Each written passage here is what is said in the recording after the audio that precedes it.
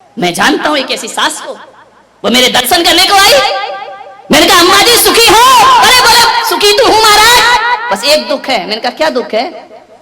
बोले जो बहू आई है ना। तो मैंने कहा क्या हो गया उसको? अरे बोले कोई तमीज नहीं, माँ बाप ने कुछ नहीं सिखाया उसको। तो मैंने कहा तू सिखा दे। अरे बोले महाराज देखने गए थे, शादी की थी जब तो बड़ी सुशील लग रही थी, 8 बजे तक सो के नहीं उठती है, पूरा घर उठ जाता है, वो सोती रहती है, बड़ों को बड़ा नहीं समझती, छोटों को छोटा नहीं समझती, बड़ी बेरुखी से बात किया करती है। बहुत दुखी हूं महाराज, जब से ये बहू आई है मेरे जीवन में नरक हो गया। मैंने कहा और मामा जी बेटियां कैसी हैं? अरे बेटियां, अरे क्या बताऊं महाराज, क्या किस्मत लेकर आई हूं मैं, क्या पुण्य कमाए थे किस जन्म में। मैंने कहा क्यों क्या हुआ? बोले ऐसे कंवर साहब मिले हैं, ऐसे कंवर साहब मिले हैं। मैंने कहा कैसे मिले हैं? अरे हीरा है हीरा। मैंने कहा कैसा हीरा? बोले बेटी को उठने तक नहीं देता, चाय बना के दे देता है, और जो बेटी कहती है वही कहता है। कौन से जन्म में मैंने ऐसे पुण्य कि ये दोहरे मापदंड। बहू को कहती है किस्सों के समय पे नहीं उठती, और दमाद से कहती दमाद हीरा है। बेटी की जुबान पे बात नहीं आती और कमर साहब पूरा कर दिया करते। पिक्चर दिखाने ले जाते हैं, घुमाने ले जाते हैं, बाहर खिलाने ले जाते हैं। तर गई महाराज बेटियों की तरफ से। तो मैं ध्यान रखना, तू तर नहीं गई, तू मर गई, ध्यान रखना। विचार ये स्थिति हमारे घरों की। बहू के लिए उसी चीज पर पाबंदी और बेटी के लिए उसी चीज की शिक्षा। ये दोहरे मापदंड नहीं चलेंगे, ध्यान रखिए। निवेदन है मेरा, मैं ससुर से और सासुओं से निवेदन कर रहा हूं, दोहरे मापदंड मत रखिए। एक जानते हो, एक महिला मंदिर आई, अम्मा जी रास्ते में मिली, नमोस्तु महाराज, प्रणाम प्रणाम। उनका अम्मा जी बड़ी खुश दिख रही है। बोले बहुत खुश हूं महाराज।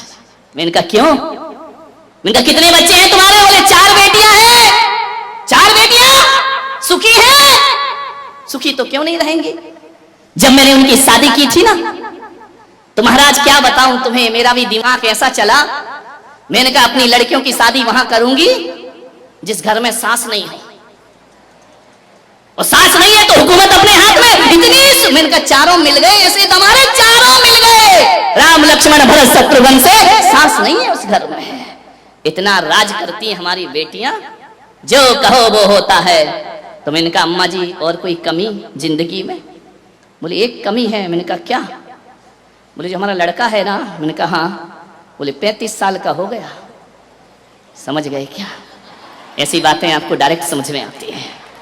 बोले 35 साल का हो गया महाराज। तो मैंने कहा हो गई नहीं। अरे बोले ऐसा नहीं, अभी तक कुंवारा बैठा है, शादी नहीं हो रही उसकी, बस एक तकलीफ है। मैंने कहा अम्मा जी लड़की देखने वाले नहीं आते क्या? बोले बहुत आते हैं, रिश्ते तो इतने आ रहे, लाइन लगी है। जो आता है लड़के को देखता है, घर जाता है, कहता जवाब देंगे, आज तक जवाब ही लौट के नहीं आता है। हम इंतजार ही करते हैं, कुंडली भी मिल जाती है, लेकिन शादी नहीं हो रही है। मैंने कहा अम्मा जी नहीं होगी। बोले क्यों, कोई शनि की दशा लगी है क्या? मैंने कहा दशा नहीं लगी, दशा बैठी है। बोले मतलब क्या है? मैंने कहा तूने तीनों बेटियों के लिए संकल्प लिया था ना कि जिस घर में सास ना हो वहां दूंगी, तो और बेटी वाले भी तो हैं। मैंने कहा जब तक तू रहेगी लड़का कुंवारा रहेगा, ध्यान रखना, और जिस दिन तो दुनिया से चली जाएगी उस दिन लड़के के फेरे लग जाएंगे। दोहरी नीतियां मत चलो मेरे भाई, ध्यान रखना, दोहरे मापदंड मत रखिए। बेटी के लिए अलग व्यवहार, बहू के लिए अलग व्यवहार। बेटी 4 दिन को आती है, वीआईपी ट्रीटमेंट मिलता है, बहू 24 घंटे साथ रहती है, 2 दर्जा मिला करता है। क्या बात है कि एक सास 10-10 साल की हो गई बहू, शादी हुए, आज भी उसे बहू ही समझती है, ध्यान रखना। आज तक उसे बेटी नहीं समझ पाई, आज तक उसे बहू का ही दर्जा दिया जाता है, आज तक वो पराया जीवन ही जीती है। मान्यवर आपके घर में नहीं है, मैं आशीर्वाद प्रदान करता हूं, अच्छा घर हो, लेकिन कहानी उन घरों की है जहां बहुएं प्रताड़ित की जाती हैं, ध्यान रखिए। कोई जरूरी नहीं है कि बहू ही सास को प्रताड़ित करती हो, सास भी कुछ कम नहीं है मेरे भाई, ध्यान रखना। ये भी बहुओं को बहुत उलाहने दिया करती हैं। मानो बहुएं ताली तो बजा दो, आज तुम्हारे पक्ष में बोल रहा हूं मैं, ध्यान रखिए। कौन बोला आज किसने सद्बुद्धि दे दी? बहुत बढ़िया, जय हो पंचम काल की। विचार बहुत परेशान होती है आज बहुओं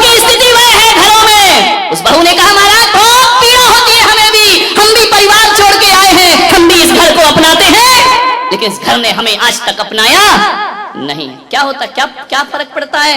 एक बात बताओ, सासुओं से मैं पूछता हूं, बेटी कब आती है तुम्हारे घर में गर्मी की छुट्टियों में? यहां रोज नाश्ता कौन बनाता है? बेटी आके बनाती है, बहू बनाती है? बहू बनाती है ना। रसोई कौन बनाती है? बहू बनाती है। चलो नौकरानी होगी, निर्देश तो बहू देती है ना, देखती है ना। बीमार हो जाओ तो बहू आके पूछती है, बीमार हो जाओ तो दवाई भले झुंझला के दे, गुस्से से दे, देगी बहू ही, पड़ोसिन देने वाली नहीं है। ध्यान रखना, कुछ भी करेगी, तकलीफ हो, दुख हो, संकट हो, बहू ही साथ में आती है। बेमन से आए या मन से आए, साथ तो बहू ही देती है ना। सुबह से उठती है, तुम्हारी व्यवस्था करती है, नाश्ता बनाती है, खाना बनाती है। एक बात ध्यान रखो, आप ईमानदारी से बताना, एक संत की सभा में बैठे हैं, बहू ज्यादा काम करती है या बेटी ज्यादा काम करती? ईमानदारी से बताना। बहू ज्यादा काम करती है ना, तो उसके बाद भी बेटी प्यारी क्यों लगती है, बहू प्यारी क्यों नहीं लगती है? वह उससे ज्यादा काम करती है, उससे ज्यादा ख्याल रखती है। बेटी तो 4 दिन को आती है, बहू जीवन भर साथ रहा करती है। एक बात याद रखना, भारतीय संस्कृति में किसी भी बेटी को लक्ष्मी नहीं कहा जाता है, बल्कि बहू को लक्ष्मी कह करके बुलाया जाता है। ध्यान रखना, किसी बेटी को किसी ने लक्ष्मी कहा है, कन्या भले कह दिया जाए, लेकिन लक्ष्मी का रूप नहीं दिया जाता है। रक्षा बंधन पर बेटी की जरूरत पड़ती है, लेकिन दीपावली जब आती है तो बेटी की नहीं, हाथों में दीप लिए हुए बहू शोभा दिया करती है। दीपावली तो बहू की हुआ करती है, दीप जलाती है। रक्षाबंधन पे तो राखी बांधकर चली जाएगी, मिठाई खाएगी, कुछ पैसे भी ले जाएगी। ध्यान रखना, कमर साहब आएंगे, खाएंगे, मजे लेंगे, लास्ट में बोल देंगे मजा नहीं आया, धत तेरे की, मर गए कर करके, उनने कह दिया मजा नहीं आया। बहू तो घर में ही रहती है ना, बहू तो लक्ष्मी है ना। आज तक किसी बेटी की आरती किसी माँ ने नहीं उतारी होगी, लेकिन बहू जब घर में आती है तो सास को दीप लेकर उसकी आरती उतारना पड़ती है। बहू मंगल है, बहू शुभ है, बहू लक्ष्मी का रूप है, बहू सरस्वती का रूप है। जब वह बहू घर में आती है, तुम्हारे वंश को अंश प्रदान करती है, और जब उन्हें संस्कारित करती है तो यही बहू सरस्वती का रूप हो जाया करती है। ध्यान रखिए, और यही बहू लक्ष्मी का रूप हो जाती। बहुओं को लात मारना यानी लक्ष्मी को लात मारना के समान पाप हुआ करता है। ध्यान रखिए, बहुएं तो घर की शोभा होती है, प्राण होती है। बहुएं ना हो तो तुम्हें कोई दादी कहने वाला नहीं मिलेगा, तरस जाओगी। ध्यान रखना, नानी में तो ना ना ना ना ना ना लिखा है, दादी में तो दे दे दे दे दे लिखा हुआ है। मानिए, जितने भी रिश्ते हैं, आज तुम्हारा छोटा बेटा चाचा कहला रहा है तो बहू की वजह से, आज तुम ससुर जी कहला रहे हो तो बहू की वजह से, और आज तुम सासू मां कहला रही हो तो ये रिश्ते तुमने नहीं, उस बहू ने आकर तुम्हें रिश्ते दिए हैं। और तुम्हारे वंश के अंश को यदि बढ़ाया है तो बहू ने बढ़ाया है, किसी बेटी ने तुम्हारे वंश को आगे नहीं। बहू ध्यान रखना, कितनी भी पूजा कर लेना, 1 घंटा पूजा करना मंदिर में, स्वाध्याय करना, सामायिक करना, माला फेरना, भगवान महावीर ने कहा है शरीर और आत्मा में भेद करोगी तो सम्यक दृष्टि हो जाओगी, और बहू और बेटी में भेद करोगी तो मिथ्या दृष्टि हो जाओगी। ध्यान रखना, बहू बेटियों में भेद की रेखा मत खींचिए। कितना भी प्रवचन सुन लो, कितनी भी समाज सेवा कर लो, कितना भी धर्म कर लो, यदि बहू से नफरत करती हो तो आपकी पूजा पाठ सब एक पाखंड है, एक ढोंग है, कुछ नहीं होने वाला, इससे कोई कायाकल्प होने वाला नहीं है। ये पूजाएं तुम्हें स्वर्ग नहीं भेज सकती हैं, ये पूजाएं तुम्हें मोक्ष नहीं ले जा सकती हैं। कितना भी कर लेना, समाज में बड़ी बड़ी माला पहनने से कोई महान नहीं हुआ करता है। हर एक बात याद रखना, ये समाज की मालाएं कोई हकीकत की नहीं हुआ करती हैं, 80% तो धोखेबाजी हुआ करती है। आपसे मैं निवेदन करना चाहता हूं, समाज के सम्मान में कोई व्यक्ति महान नहीं होता है, अपने घर में जो सम्मान पाता है वो दुनिया में महान हुआ करता है। अपनी बहू की नजरों में उठी हो क्या? अपने परिवार की नजरों में अच्छे बने हैं क्या? नहीं बनते हैं। दुनिया की नजरों में महान बन जाओ, कोई कीमत नहीं हुआ करती है। अपने घर की नजरों में ऊपर उठने का प्रयास करिए। मानिए, तकलीफ क्या हो जाती है? बहू लेने तुम ही जाती हो, शादी नहीं होती तो 10 जगह हाथ पैर जोड़ती हो, कुंडली मिलाती हो, मेरे काम करना, युवाओं से मैं कहूंगा शादी आदि करो ना, कुंडली मुंडली का एक अलग लफड़ा, इस चक्कर में कई कुंवारे घूम रहे हैं।